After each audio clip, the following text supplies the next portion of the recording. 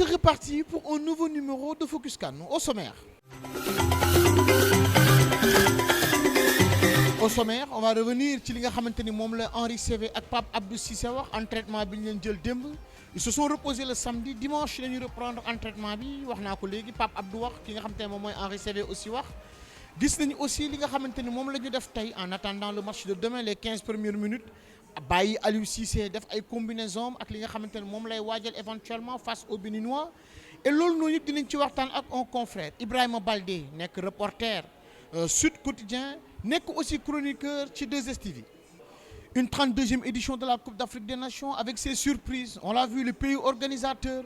L'Égypte a été éliminée par une très valeureuse équipe sud-africaine. Le Maroc idem par les Béninois. Ces Béninois ñoom lañ nar a dajeel ci quart de finale bi. Gis nañu aussi li nga xamante ne moom moo ci am mooy Madagascar pour une première participation dina yegg au stade des quarts de finale. C'est une Coupe d'Afrique avec beaucoup de surprises. Maintenant toutes les équipes se valent. Il y a plus de petites équipes en Afrique parce que Coupe d'Afrique bokkut ak Coupe du monde bokkut ak Coupe d'Europe bokkut ak championnat. Beneen motivation la et beneen élan la parce que nag sa raaya réew ngay défendre tu défends la patrie. Et loolu noonu yëpp pour ñëw ci quart de finale bi dox mercredi ci diggante Sénégal ak beneen stade 30 juin dañ ci ànd ak benn confrère présenté naa ko léegi muy Ibrahima Baldé nekk Sud Quotidien nekk aussi chroniqueur à la 2STV Ibrahima na nga def. maa ngi lay nuyu Mbaye Sène di nuyu suñu mbokku internet yi di lay jaajëfal bu baax di rafetlu liggéey bi nga xamante ne moom nga tàmbali depuis début CAN bi di jaajëfal tamit sa équipe bi ay jeunes très dynamique loolu lañ soxla ci CAN bi ak Lions yi.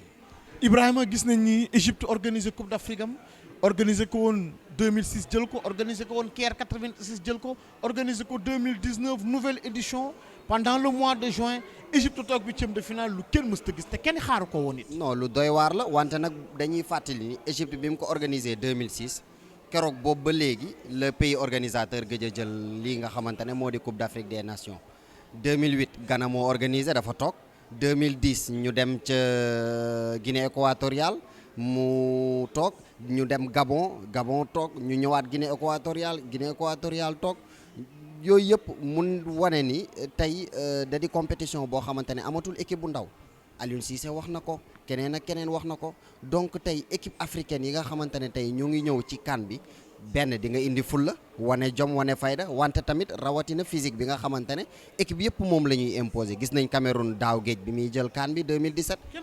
kenn xaaru ko mu nekk benn équipe de seconde zone maanaam. Cameroun toog Nigéria éliminé ko moom it. yàgg na da ngay ñëw soo ñëwee il faudrait que nga indi xarañte wane physique bi nga xamante ne moom nga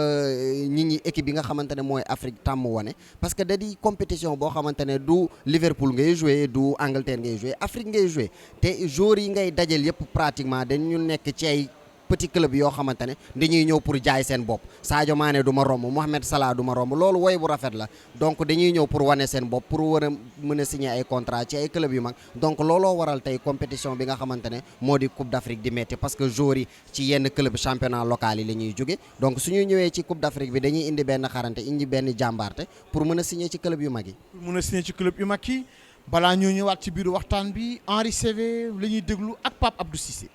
Il faut continuer de bien se préparer, de bien récupérer, de bien travailler comme on l'a fait aujourd'hui. Et tant qu'on garde ce mot d'ordre-là, ça veut dire le travail, le moral sera toujours bon. Ça fait du bien parce que ça fait quand même un mois ou même plus qu'on s'entraîne quasiment tous les jours. On a juste coupé une seule fois quand on était en Espagne et là c'est vrai que voilà, je pense qu'on avait besoin tous de couper un peu et ça fait du bien et aujourd'hui voilà, on repart au travail donc on va repartir sur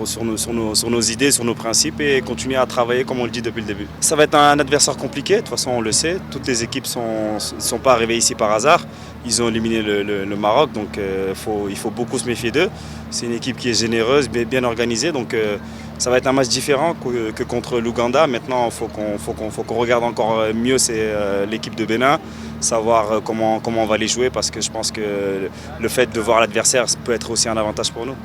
Et peu importe l'équipe du Bénin, on va la regarder bien évidemment, mais ce qui nous intéresse c'est leur performance collective. Et nous, on va vraiment tout faire pour bien se préparer. Et après, je pense que même s'il y a un joueur qui est suspendu de chez eux, leur idée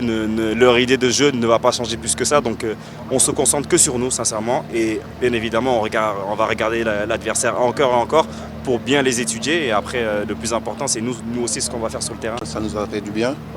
d'avoir une petite journée pour se reposer avec les matchs qu'on a enchaînés et tout.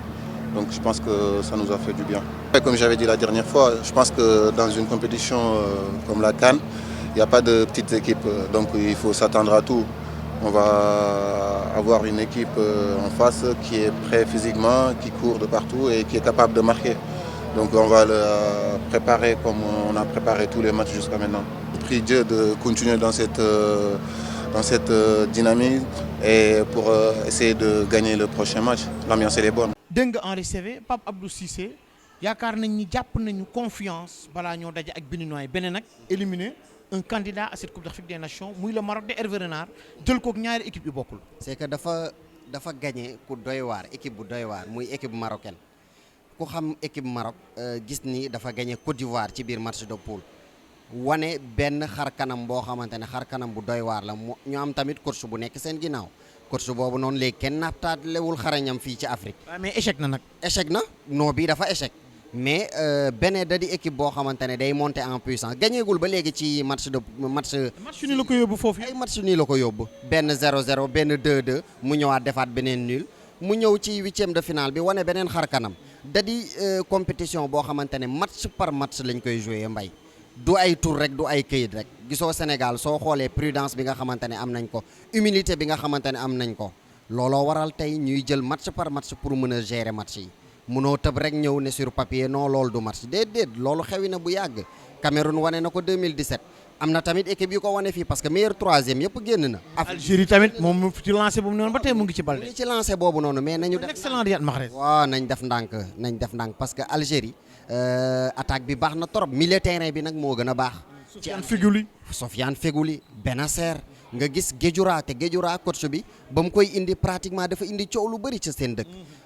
moom mu am benn challenge indi ko te Guédioura ku ko xam ni fayitkat la ñu ngi ko doon seetaan championnat Angleterre mais Algérie métronome milieu terrain bi mooy Benacer kooku physiquement day dem combat gis nañ ko démb contre Guinée dafa ñame duel donc day dem day porter bal bi ci kanam techniquement il est bon donc da di équipe boo xamante ne xëy na dañ koy xaarandi mais bis bu dajee équipe bu mel ni Côte d'Ivoire ndax Côte d'Ivoire mu ngi nii di jouer da di match bu nar a metti parce que Côte d'Ivoire milieu terrain bi tamit. pourquoi pas Mali. waaw pourquoi pas Mali wante Côte d'Ivoire a mën Côte d'Ivoire mu ne jamono jii ñu toll même su fekkee ni sax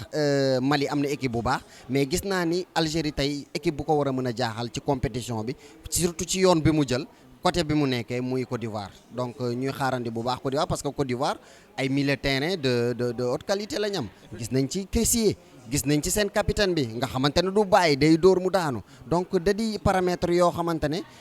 dañ ko war a mën a jël en compte surtout ci compétition bu mel nii mais nag Algérie dafa war a def ndànk parce que compétition bi match par match la boobu ba léegi mu ngi gagné.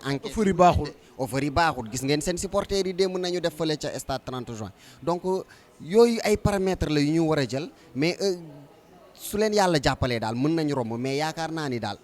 xëy na dañuy bañ a wax de mais dinañ sonn trop ci parcours bi comme nag yeneen équipe yëpp muy Sénégal Bénin bi mu nar a dajal day sonn Afrique du Sud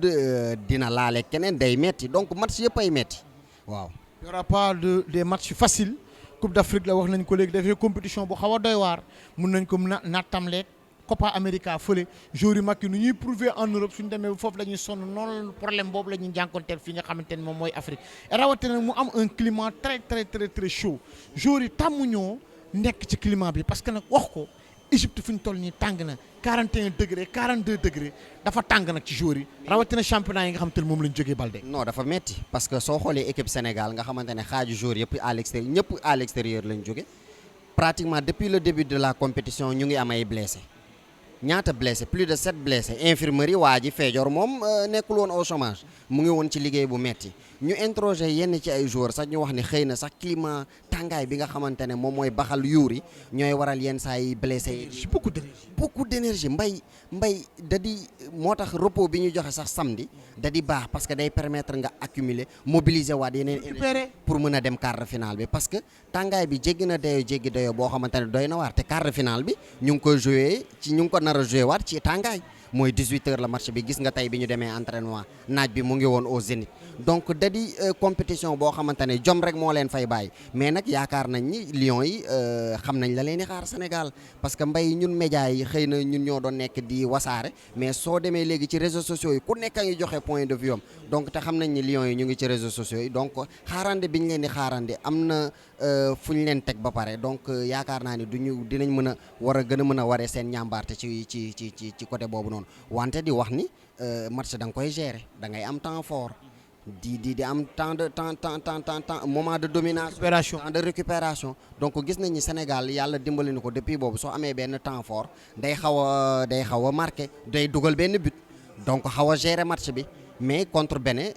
ñaan nañ yàlla ñu teel a lijjanti match bi après nga xamante ne au moins yenn joueurs yi nga xamante ne war nañ mën a récupérer pour waajal beneen match ñu mën a récupérer ñu dugal ñeneen parce que 23 jours lañ am nii sax. 22 fi ne. Edouard Mendy bi gaañ. dem na mais 22 yëpp ñëpp ku nekk mën na jouer.